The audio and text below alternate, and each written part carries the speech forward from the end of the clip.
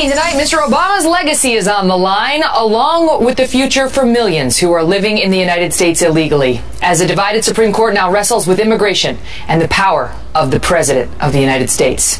Welcome to the Kelly File, everyone. I'm Megyn Kelly. There is new fallout tonight from an historic day at the United States Supreme Court and a case that offers the justices a chance to define the power of the presidency.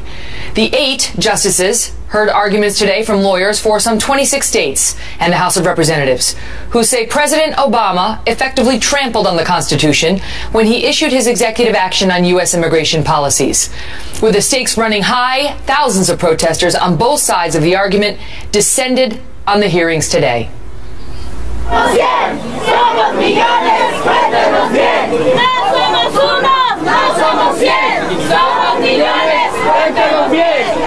Despite the fact that more than half of the states in the nation are arguing against them, we have confirmed that there was a large contingent of illegal immigrants both outside and inside of today's hearings. We'll hear from one of those protesters, Jose Antonio Vargas, who was inside the High Court today in just moments, before Judge Nando Napolitano explains why he thinks the administration and some of the more liberal justices were trying to lead the court's Chief Justice into a trap. But first, Shannon Bream explains exactly what went down today. Shannon? Well, Megyn, the court does appear split after tough arguments today over whether the president overstepped his constitutional boundaries when he announced programs that essentially block the deportation of roughly 4 million people who are in the U.S. illegally. Thousands packed the street and the plaza outside the court today, the two sides sometimes escalating into shouting matches. One side, of course, arguing the president acted because Congress wouldn't, while the other side says that has no bearing on whether any president is allowed to step outside his or her enumerated powers. Inside, the justices both sides with tough questions. And the man who is often the swing vote, Justice Kennedy, expressed skepticism about the way this all played out, saying, quote, "The briefs go on for pages to the effect that the president has admitted a certain number of people and then Congress approves it. That seems to me to have it backwards. It's as if that the president is setting the policy and the Congress is executing it. That's just upside down." Supporters of the president's actions say they are backed by both authority and necessity. That Congress has given the president the discretion to set priorities for who goes and who stays. And noting the discrepancy between the number of those here illegally and the actual funding provided for deportations, today Justice Ginsburg said, quote, "Inevitably, priorities have to be set." And with just 8 justices, we are once again facing the possibility of a tie. If that happens, of course, the lower court ruling remains in place. And in this case, the lower court put the president's programs on hold. So supporters of them have to hope they convinced at least 5 justices today. Megyn? Shannon, thank you. Well, as we mentioned, a number of undocumented individuals were both protesting and attending today's hearing, including our next guest, Jose Antonio Vargas. But Jose was not alone. He was joined by a 6-year-old girl, Sophie Cruz, who has become a symbol for this issue after asking Pope Francis to make sure her parents were not deported during his recent visit to Washington. Jose Antonio Vargas is editor of #EmergingUS and founder of DefineAmerican.com. Great to see you, Jose. Thank you for being here. Thank you so much for having me. So you actually said that this was one of your proudest moments as an aspiring American today. Explain that. Well, I have to say, my mother sent me here when I was 12. Can you imagine a mom putting her son on a plane and say, "I'll see you later. A better future, is in the U.S. and not in the Philippines."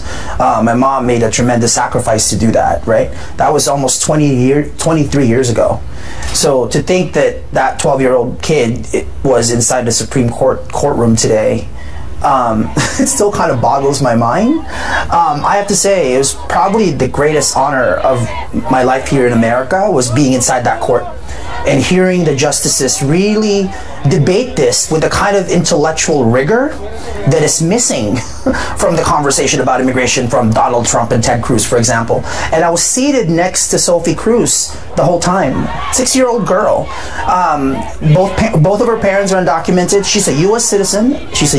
And if this executive action doesn't go through, what's going to happen to her parents? And if they get deported, if the parents get deported, what happens to the 6-year-old girl? It was really interesting, actually, because we were there for like 2 hours. borders. And so she was starting to write the names of the justices on her little notepad.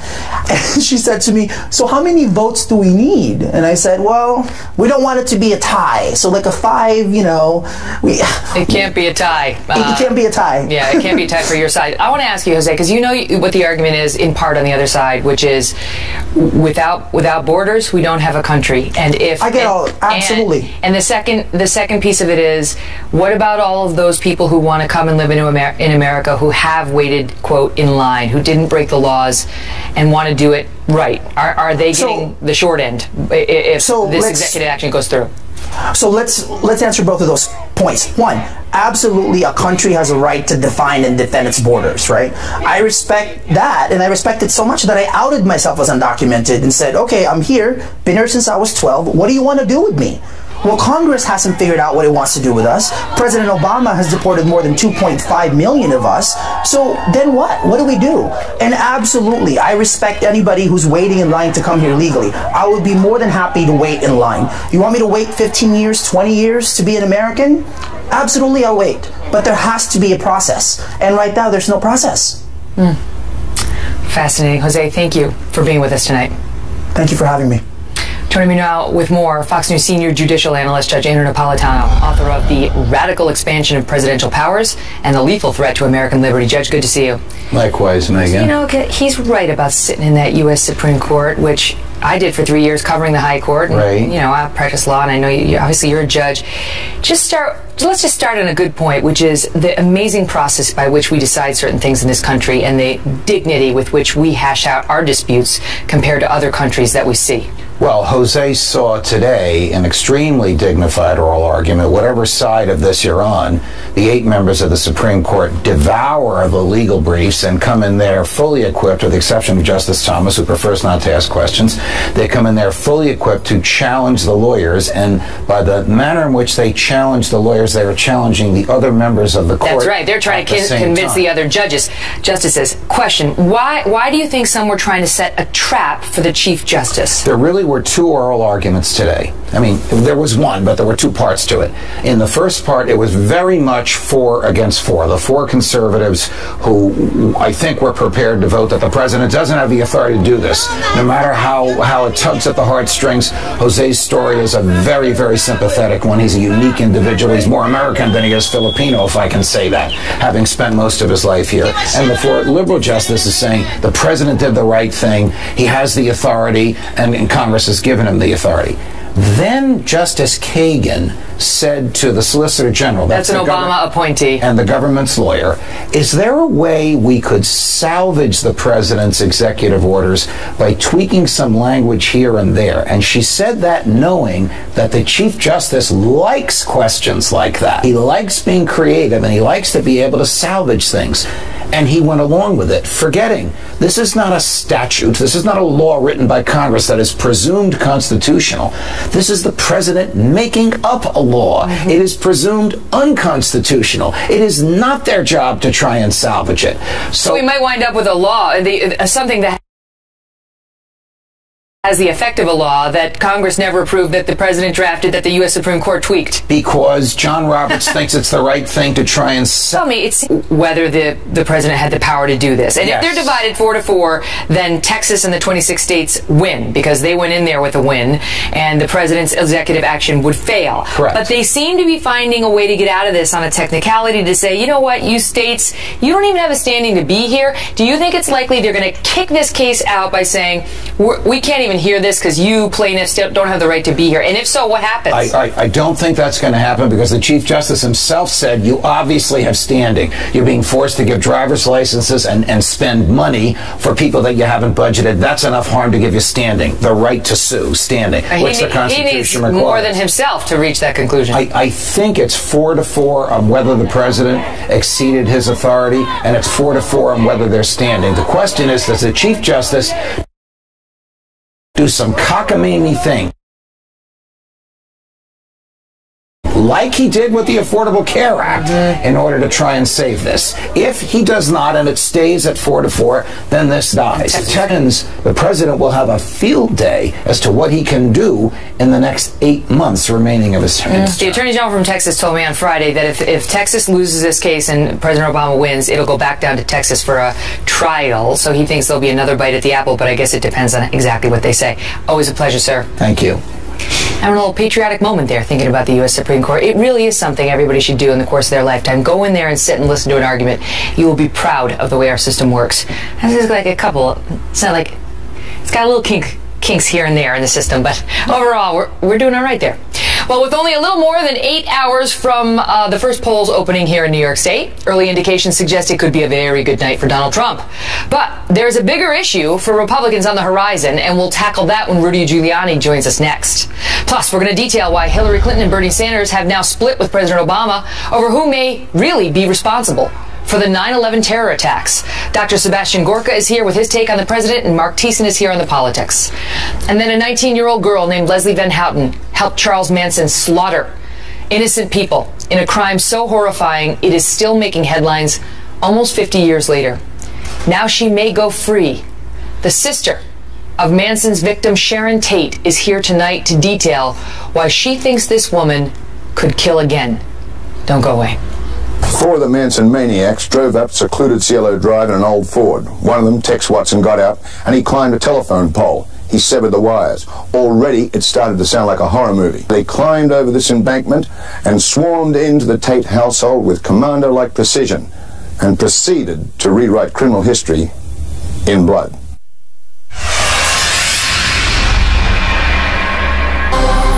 Breaking tonight with a little more than 8 hours now until the polls open here in New York. Donald Trump looking to hold on to his home state and earn, at a minimum, a majority of the 95 delegates at stake. Right now, his odds look very good. The latest Real Clear Politics average shows Trump with a commanding lead over Ted Cruz and John Kasich. You can see Cruz coming in third, according to those polls in this state. But that's just part of the story of tonight's big political action. In moments, we'll be joined by former New York City Mayor Rudy Giuliani, and we will ask him about his decision to support Donald Trump. But we begin with our chief political correspondent, Campaign Carl Cameron, reporting from Buffalo, New York, where Trump just wrapped up a rally. Carl? And it was a raucous one, Megan. Good evening. We're here at the First Niagara Center, home of the Buffalo Sabres, the NHL team here. And Mr. Trump put in over 11,000 people in a capacity of 19,000 arena, and it was a very raucous rally. He has good reason to be excited. He's looking for a sweep or the vast majority of the 95 delegates up for grabs in New York's primary tomorrow night. To do that, he'll have to get a majority statewide and then a majority in each of the state's congressional districts. If he falls short of a majority, less than 50%, then they would become proportional, and that would be a significant setback for Trump. But his goal is to get about 80 delegates, and they're very confident of that. And this evening, he gave Ted Cruz a big slapdown. Listen. Here's a man that turned down Sandy money for this state and plenty of other money. We had lots of things coming into New York, and he voted against. No New Yorker can vote for Ted Cruz. The latest polls from NBC Wall Street Journal shows that Trump now has crested 50% in New York and has more support in that poll than both Cruz and Kasich combined. Cruz was holding nothing back today. He's been arguing for several months now that this is likely to go to a contested convention, and he said today that there will be a battle in Cleveland, signaling that he intends to fight all the way there. And as for John Kasich, Trump gave him a bit of a whack too today, saying he's only won one of the 34 contests thus far, and yet Kasich says he's going all the way to the convention too. His argument, Megan, is that regardless of the delegates, by the time the Republican Party gets to Cleveland for that convention in July, they'll recognize that Cruz and Trump are not the candidates to go up against Hillary Clinton, and that Kasich, who's been both a governor and congressman, is. Megan? Carl, thank you. Heading into New York, Donald Trump is enjoying a substantial lead in the overall delegate count, nearly 200 ahead of Texas Senator Ted Cruz, leaving Ohio Governor John Kasich way behind. But when it comes to securing the delegates he will need, if there's actually a contested convention and it goes to that second ballot, that is a different story. Tom Bevan is the co-founder and publisher of one of the greatest websites online, realcareerpolitics.com. It's my favorite. Great to see you, Tom. Thank you for being here. So I'll put it to you this way. Vox has a piece out today that says Trump is great at winning primaries, but bad when it comes to securing delegates needed in case of a contested convention. I mean, does that about sum it up? It does. You know, I like to think of it this way, Megan. It's Trump is playing big ball, right? He's trying to win votes, he's trying to win states, and he's trying to accrue the delegates that are supposed to come with that. Cruz is really playing small ball, right? He is working these individual states, the sort of arcane process by which the delegates are actually selected, and he's doing a pretty good job of putting his people in those positions so that when they get to Cleveland in July, even though Trump will have a lead in the overall delegate count, of which most of those folks are bound on the first ballot, Trump may actually have more folks who are loyal to him as delegates, and that's what he hopes he can do on if it goes to a second ballot. Cruz may have more folks who are loyal to him, you're saying? Yes, I'm sorry. Cruz may have more folks, and that's his plan. Cruz's whole strategy is basically death by 1,000 cuts to Trump. Like, he can't knock him out with some big win, certainly in New York. He's not going to knock him out with some big win in California, according to the polls. You know, it'd be proportional awarding of the delegates. So it's little bits here, there, and everywhere. The boot of the federal government. Yeah, but I mean, look, this is how it's done. This is Cruz's argument. These are the rules. Everybody knows the rules, and he's simply playing by them. And he does have a point. And that's how he's going to, I mean, that's his only chance. He's mathematically eliminated from winning, getting to 1237 now at this point, especially after tomorrow night. And so this is his only hope, is to get to a contested convention, get to an open convention. And Trump is really, I think most people think, Megan, he's one and done. If he doesn't win it on the first ballot, it's highly unlikely that he's going to. And what are his odds now of getting Trump's to 1237, given how well he's likely to do in New York? Of course, there's a question of Indiana, where Cruz is expected to do well, and then California, where Trump's leading, but Cruz is expected to do all right. I mean, I think he's still got a chance. It's slimmer than it was before because of the way some of these states, Colorado played out and Wyoming. But it depends on, tomorrow night. If he does better than 80 delegates, if he gets 90, 95, he does a full sweep, and what he does in the next 2 weeks in the Northeast, he'll be in a good position. He won't have to kill it in California. If he doesn't do that well, and if he loses in Indiana, it's going to be very, very tough. He'd have to win almost every delegate in California, and that seems unlikely. Tom, thank you. You bet. Crazy, right?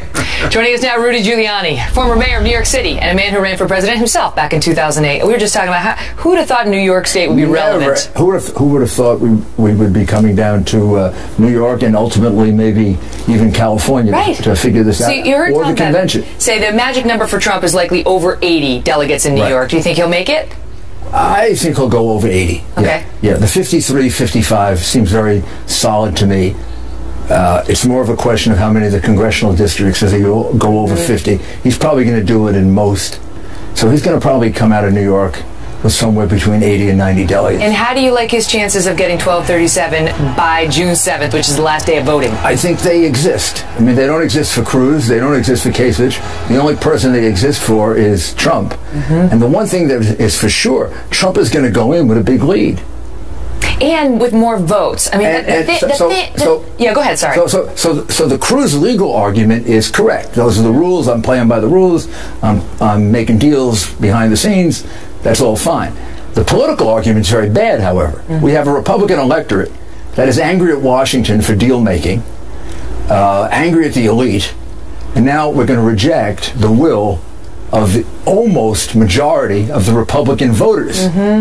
Man, that's tough. It's dicey for the Republicans any way you slice it at this point, right? Given how divided they remain this late in the process. Yeah, it is. It's not good. But I mean, the reality is, if you look at the polls, right, 60-70% of Republicans believe the person with the most votes should be the nominee. Right, 64%, I think, according to the Bloomberg poll. What you call democracy. The other is game playing. The other is the way we used to do it in the It's holding up the rule book. Yes, the 19th century, we sit back there with the cigars and we figure out who gets this and who gets that and who gets what position and who gets the other position. Having nominated presidents through primaries through most of the adult lives of the people of America, this is going to seem very strange. Right, we're not used to this. It's really rarely strange this close where we see the sausage getting made. If some guy who is ahead by 300 votes loses to someone who's behind him by 300 votes, and a bunch of people that nobody ever met pick that guy. Now you say you're gonna vote for Donald Trump. Tomorrow morning I'll wake up early, I'm going to go vote for Donald. I've urged all my friends to vote for him. Think of the three candidates we have left in the Republican primary. He's the best candidate, and I think he is by far the best chance to beat Hillary Clinton, which is my major objective. If I thought Cruz had a better chance of beating Hillary Clinton, I'd support Cruz, and I'll tell you why. I think Cruz is a fastball that the Democrats have hit out of the park whenever they want. Straight right wing, very doctrinaire, very easy to beat, can't win any of the Northeast, can't win the West. Trump is a Mariano Rivera cut fastball. I know a couple of these references. I know he's a closer. He's a closer. No. You can't, he's unexpected. Hillary doesn't have a rule book for running against Donald Trump. She's got one for running against Cruz. She's run against Cruz before. So why not endorse him? Oh, only because I'm not part of the campaign. I mean, I don't want anybody to think that I am an official in the campaign. I'm part of the campaign. I take orders from the campaign. That, right? Okay, so I support him. Okay. I mean, the New York Post endorsed Donald Trump. I don't think anybody thinks that the New York Post is part of the campaign. But I'm a political person. And whatever I endorse, I go make speeches. I'm part of the campaign. So I see. So you're just like, I don't want to travel. Yeah. I don't want to I'm going to go on the Kelly file. That's what I'm going to do. If they make some of the changes I would like, maybe. Oh. You know, if the campaign organization were what I'd like to see. Well, they're shoring it up now. I think they're shoring it up. So maybe that'll come. But there's no question. I believe he is by far the best candidate. And if people want to interpret that as an endorsement, it is. But it doesn't require any obligation on my part to have to defend every single thing they do, because there are some of the things they do, like with you.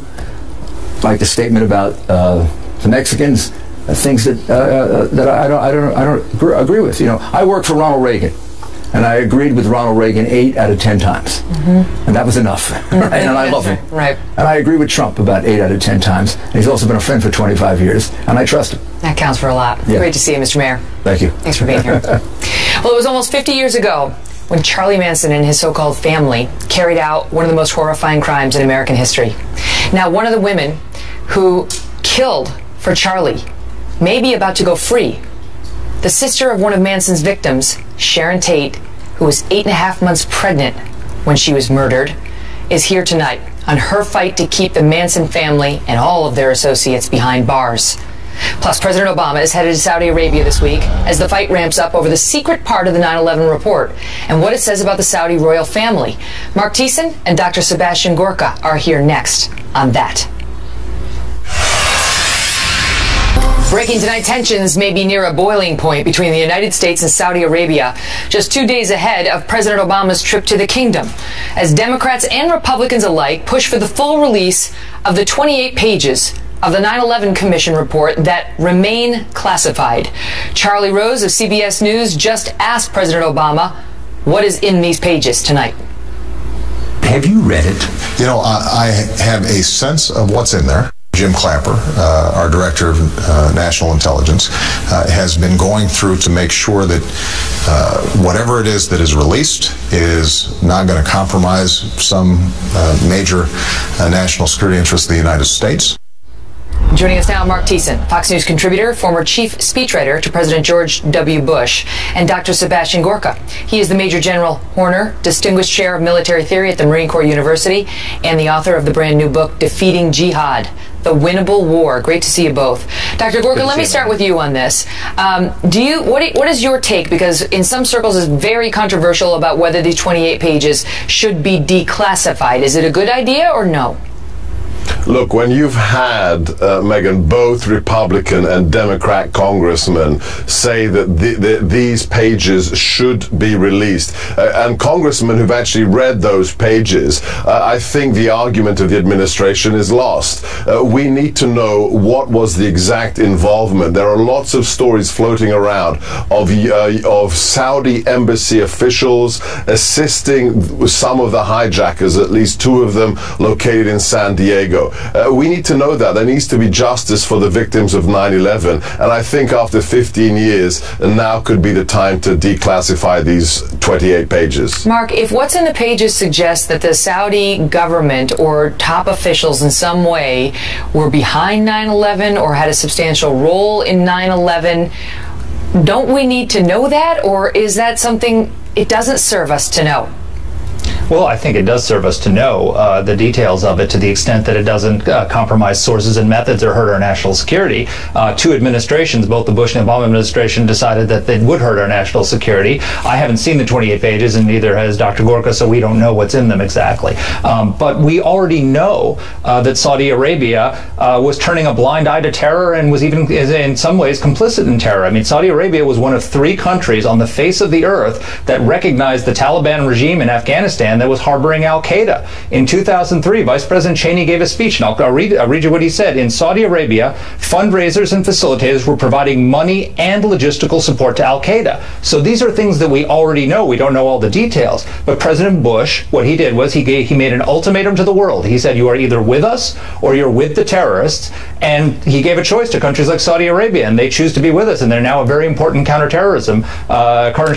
So but before 9/11, they were helping. Absolutely. So I mean, what is the takeaway on that, Dr. Gorka? That they did help. They participated in the 9/11 attacks, but they came over to the lightness after 9/11. And now, what are we supposed to do?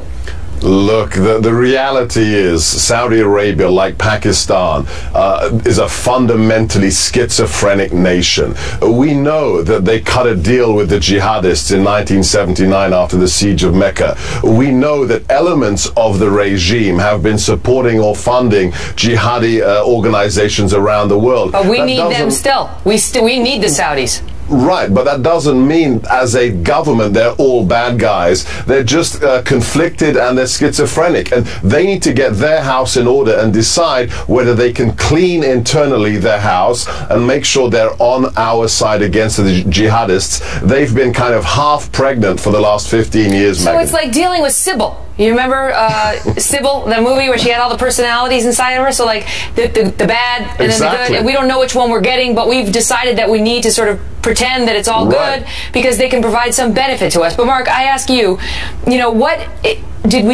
are we gaining something at this point by keeping the 28 pages secret when Bob Graham, of the 9/11 Commission is saying, release the pages, that this classification stuff is nonsense, that the American public has a right to know who was behind the attack, and there's no reason to continue protecting them?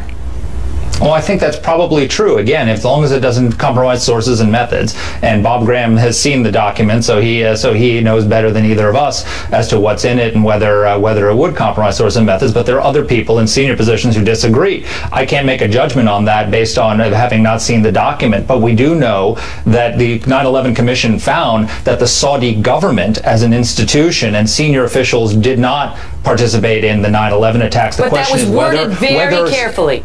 Yeah, I know. Very carefully. You could drive a truck through the holes in that statement. Were there people, were there princes, were there people, you have a Saudi king who has dozens of wives and dozens of sons and dozens of grandchildren. Were there members of the Saudi royal family? Were there people who were officials who did, not as a matter of government policy, but as a matter of ideology, help the 9/11 attacks? We do need to know that, absolutely. And so, Dr. Gorka, what's your take on where we should stand with Saudi Arabia? Because now some are pushing this bill that would allow the 9/11 family members to sue the Saudis, and the Saudis are making all sorts of threats against us if we do that they're going to pull all of their assets out of here, that they're going to hurt the United States financially. You're looking for the number here. It's a substantial sum. I don't have it in front of me, but what do you make of their reaction? $750 billion. There you go. They are threatening to sell $750 billion of U.S. assets. That's just a smokescreen. Never going to happen. That regime cannot survive without us militarily and economically. And I'd like to emphasize what you said previously, Megan. The wording of the 9/11 Commission report is incredibly precise. The Saudi government as an institution and high-ranking members of the government were not responsible for 9/11. That is very, very telling wording. I mean, as a lawyer, it's like... As a lawyer, you know it. That's on the nose. They could have done better. We get it. All right, guys, good discussion. Thank you both. Thank you. Well, the Secretary of the Treasury has just reneged on a major promise he made to America. I mean, a 180. And it may not sit well with at least half of the country. We'll show you why. Plus, she was a prom queen before she became a follower of Charles Manson and went on a murder spree that shocked the nation. Now she may go free, and the sister of a Manson family victim joins us next. I make no excuse for what I have done. My actions August 10th, 1969 were contemptible, and they were without justification.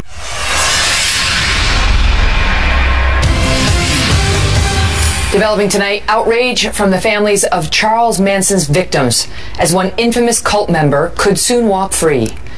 Leslie Van Houten was 19 years old in the summer of 1969. That's her on the right, smiling, before her conviction into horrifying slaughters. A swastika she willingly carved into her own forehead visible. This is Leslie today, 66 years old now, and deemed eligible for parole. Joining us tonight in a cable news exclusive, Deborah Tate, sister of the late actress Sharon Tate, who was one of Manson's victims. But we begin with Trace Gallagher in Los Angeles with the latest. Trace. Megan, supporters of Leslie Van Houten say at the time she murdered Rosemary LaBianca in 1969, she was a misguided teen under the influence of LSD and the victim of Charles Manson's mind control. Her attorney says her release is long overdue, and the state parole board cites her 46 years in prison without a single serious rule violation. Van Houten has said she is remorseful and deeply ashamed. Here she is during a 2010 hearing. Listen. I make no excuse for what I have done. My actions August 10th, 1969 were contemptible, and they were without justification.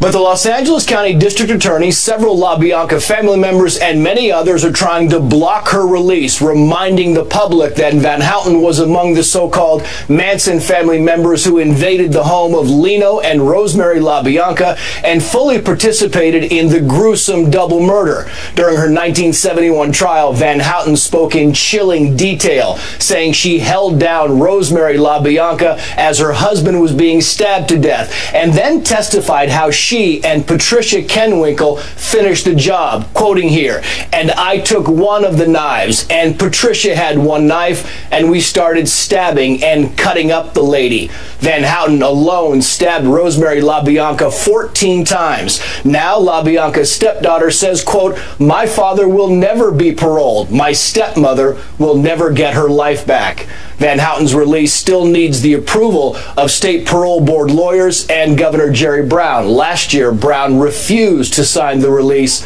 for another Manson family member. Megan. Trace, thank you. Joining us now in a cable news exclusive, Deborah Tate, who was in this parole board hearing that led to the recommendation that Van Houten be deemed eligible for parole. Thank you so much for being here, Deb. Thank you. So your sister Sharon was brutally murdered by Manson and his so-called family. And this woman, who's now facing the likelihood of parole, was also convicted of conspiring in that murder, in addition to the double murder that she participated in we just discussed there. Absolutely correct. You were in the hearing. How did they get to the point where they felt she should be paroled? She has a master's degree. She's very well educated. She's used the rehabilitation program to its very best. In that way, she looks great on paper. I'm not so sure that anybody that's capable of doing things like that, that is plunging a knife deep into someone's body 14 times, can ever be rehabilitated from that. There's a mean and dark and ugly side. And mind you, she did that after knowing full well what the carnage was the night before at my sister's house. Because they happened one day after the other. Correct. And she's admitted that she put a pillow over her victim's face, that she wrapped around a lamp cord, and that she heard the guttural murder of absolutely the husband in the other room, and then she went ahead and plunged the knife into her victim herself. However, you know her defense now, which is, I don't offer any excuses. I'm deeply ashamed. She says she was under the control of this madman and that she had never committed a violent crime ever before that moment. I'm not sure I buy the under the influence of a madman. There were many Manson family members that chose not to participate in murder, creepy crawlies. That was the act of going into people's homes in the middle of the night. There were people that chose to leave the Manson family when things started turning to the dark, violent classes teaching the various family members how to use a knife in the correct way to take somebody's life. If she wanted to go, she could have gone. This is a upper middle class young woman who graduated and had a good set of skills that she could have started a life with, and her father provided a great life. She was on LSD, and now they seem to be focused on her model behavior as a prisoner, that she's gotten a bachelor's and a master's, and she's educated other women in the prison with self-help programs. They basically say that, you know, they are buying her contrition and that she would pose no danger to the public. What else could someone do except use their time to the best of their ability to help plea for their freedom? That's exactly what the system's designed for. Do you think she's a danger, or is it more about punishment? No, I absolutely believe in the bottom of my heart that this woman is fully capable of being a danger to society. If not actively taking part in that act of murder again, at least in the way that she influences young people's minds. The Manson family has more followers today than they ever did through the internet. There's an organization called ATWA, which stands for Airs, Trees, Water, and Animals. So young people join this organization thinking it's good. Peace, love, just as it was in the 60s, is the face of it. But underneath, there's an agenda, and that agenda is a race war. Which was Charlie Manson's goal. Absolutely. I know you're petitioning Governor Brown to reject this parole. He did it, as Trace outlined, last year with another Manson associate. What do you feel your odds are, given that he's already rejected parole in another Manson case? Do you think that makes it more or less likely in this case? I'm hoping and praying that he does the same thing and rejects. However, I would like to implore that the public go to NoParoleForMansonFamily.com and sign the petition to let the politicians know how we feel. Deborah, it's great to see you. Thank you for being here. Thank you. And I asked Deborah to walk me through how she first found out about her sister's gruesome murder and where it went from there. And she did so in a chilling exchange. We've posted that at Facebook.com/The Kelly File. You can see that beginning now. And up next, James Rosen joins us on how the Secretary of the Treasury just reneged on a major promise and why a lot of women and some men may be unhappy about it. Next. From the world headquarters of Fox News, it's The Kelly File with Megyn Kelly. Well, a campaign to put a woman on U.S. paper currency has been in the works for some time. Previously, Treasury Secretary Jack Lew made it sound as if the $10 bill would be the first to get a makeover. But now it seems the hip-hop Broadway musical Hamilton has influenced the secretary in ways no one could have expected. Chief Washington correspondent James Rosen has more. Hey, James. Megyn, good evening. Not since President Obama declined to enforce his red line in Syria has an American public official so visibly reneged on so highly publicized a promise as the Treasury Secretary has done in this case. Jack Lew said last June that the $10 bill would be redesigned to include the portrait of a woman alongside that of Alexander Hamilton, the founder of the New York Post, who is better known to some as the genius architect of our nation's financial system. But all that was before millions of people protested and before the Broadway musical Hamilton, a retelling of the Founding Fathers' story in hip-hop idiom, had demonstrated its box office appeal and critical acclaim. Indeed, just today, the play was awarded the Pulitzer Prize for Drama. Now, published reports say Treasury is abandoning Lew's promise to have a woman share space with Hamilton on the 10. Instead, the plan reportedly calls for the back of the $10 bill to feature a panorama of dynamic women throughout history, a move that swiftly triggered comparisons to the demand that Rosa Parks sit at the back of the bus in Montgomery, Alabama during the Civil Rights era. As well, Treasury is said to be looking to evict Andrew Jackson, the 7th President of the United States, from the front of the $20 bill in favor of a woman yet to be named. As all along, the frontrunners in this female race for immortalization on our currency are Rosa Parks, the civil rights icon who died in 2005, Susan B. Anthony, the suffragist whose image appeared on the dollar coin first minted in 1979, and Eleanor Roosevelt, the first lady who, following her husband's death, championed human rights and leftist causes. Even if announced later this week, as is expected, these moves will take years to enact, with the redesigned $10 bill to debut in 2020, the new 20 sometime thereafter. Megan. So in 2020, we're going to have some $10 bills with Alexander Hamilton on the front and some woman yet to be named on the back. A collection of women, they said, will be on the back. Right. And so we will celebrate the 100th year anniversary of women's suffrage with a bunch of women on the back of one bill. Yeah, you know, it's bad enough, Megan, when our leaders cave into political pressure, but it's downright contemptible when our leaders cave into Broadway pressure.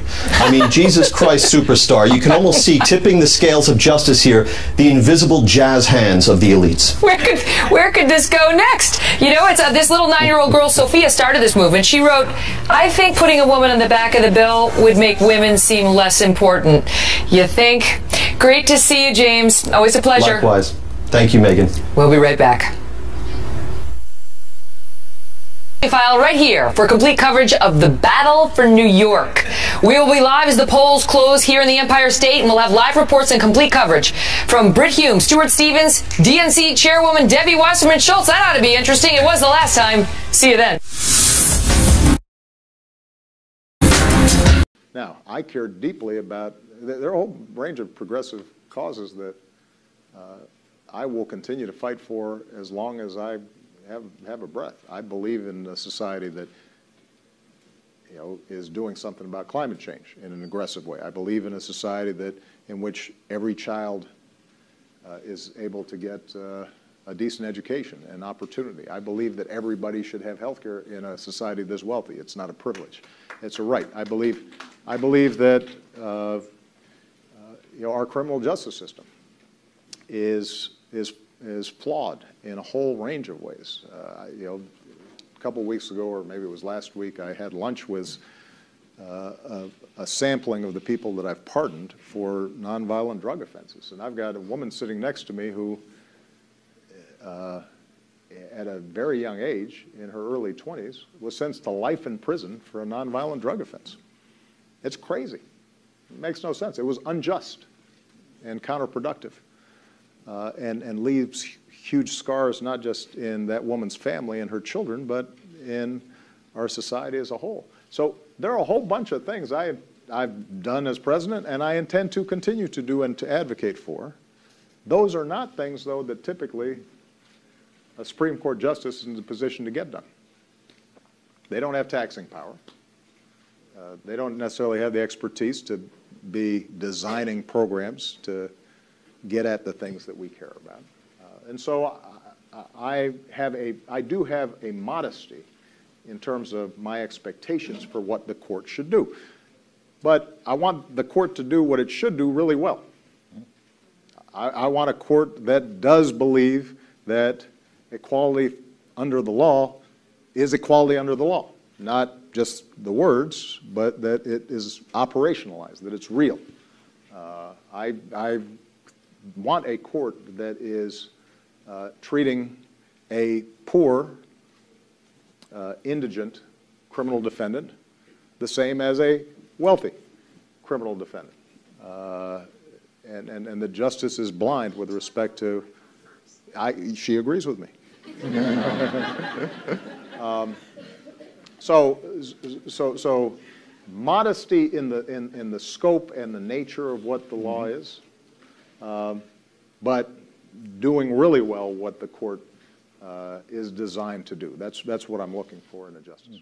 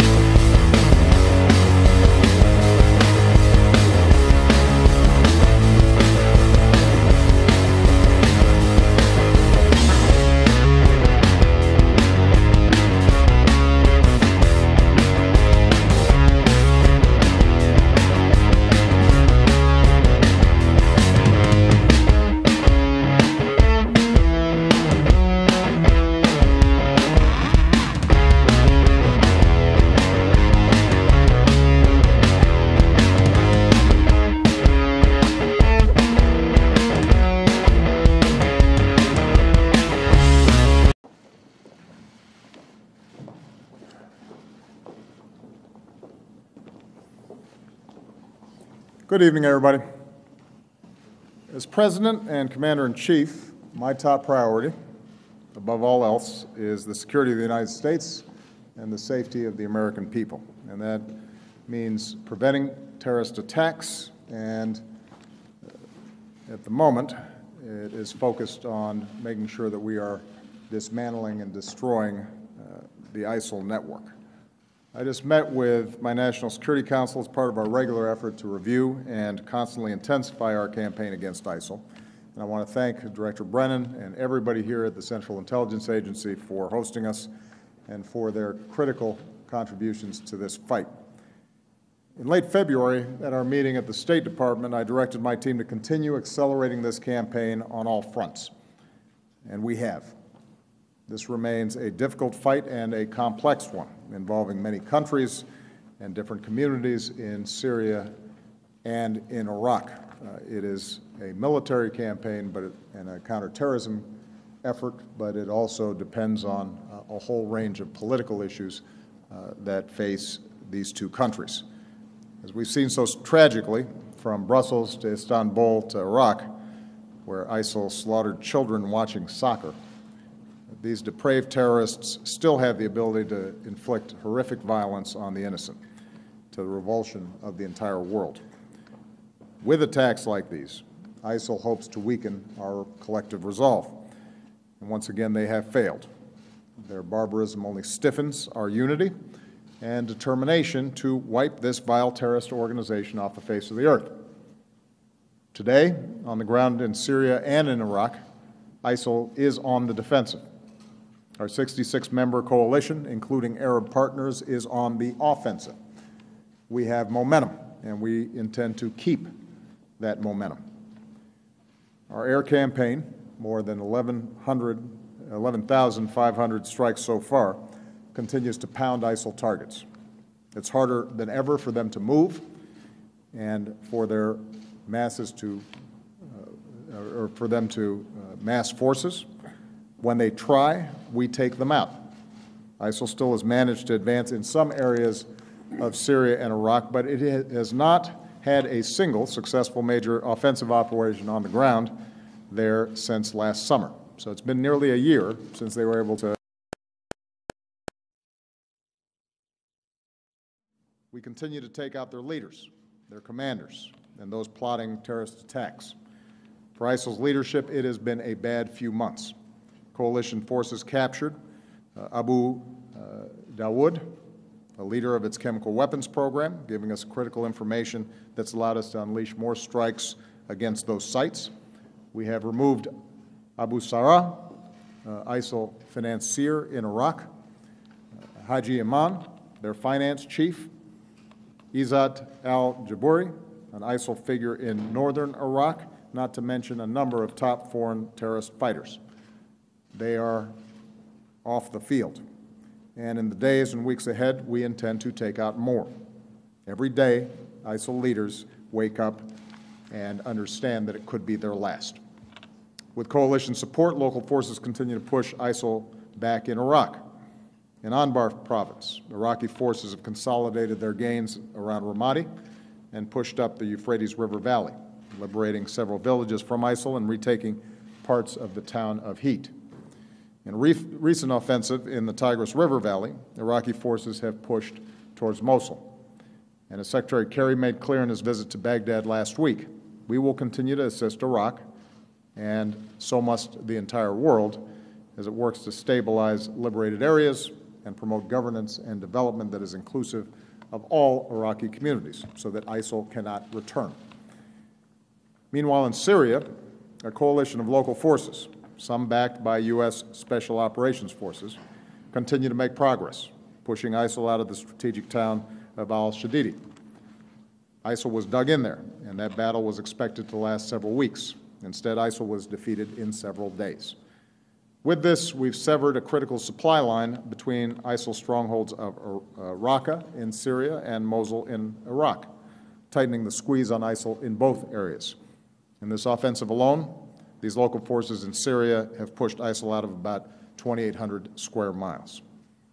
In the north, fighting continues as local forces fight to eject ISIL from its last pocket along the border with Turkey. In other words, the ISIL core in Syria and Iraq continues to shrink. Their ranks of fighters are estimated to be at the lowest levels in about 2 years, and more of them are realizing that their cause is lost. Our cyber operations are disrupting their command and control and communications. We continue to target ISIL's financial infrastructure, including its oil wells, refineries, and supply lines. We've reduced their oil production and their oil revenue, and every dollar we deny them means one less dollar to pay their fighters and to fund their terror. As I've said repeatedly, the only way to truly destroy ISIL is to end the Syrian civil war that ISIL has exploited. So we continue to work for a diplomatic end to this awful conflict.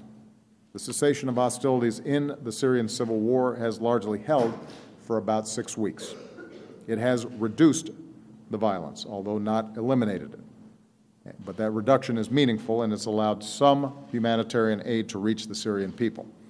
So the cessation has saved lives, but as we're seeing around Aleppo and other areas, the cessation is tenuous and under strain. We've seen repeated violations by the Assad regime, continued attacks by al-Qaeda's al-Nusra affiliate, and many Syrians continue to be deprived of desperately needed food, water, and medicine. Talks are now resuming in Geneva, and the United States will continue to do everything that we can to help the cessation succeed and to advance a political solution to the Syrian civil war. And that includes a vision endorsed by the UN Security Council, including Russia, a process that brings all Syrians together under a transitional governing body, a new constitution, and free elections.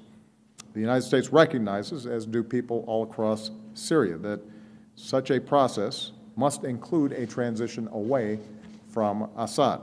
And the future of Syria will be on the agenda when I meet with our Gulf Cooperation Council partners next week in Saudi Arabia.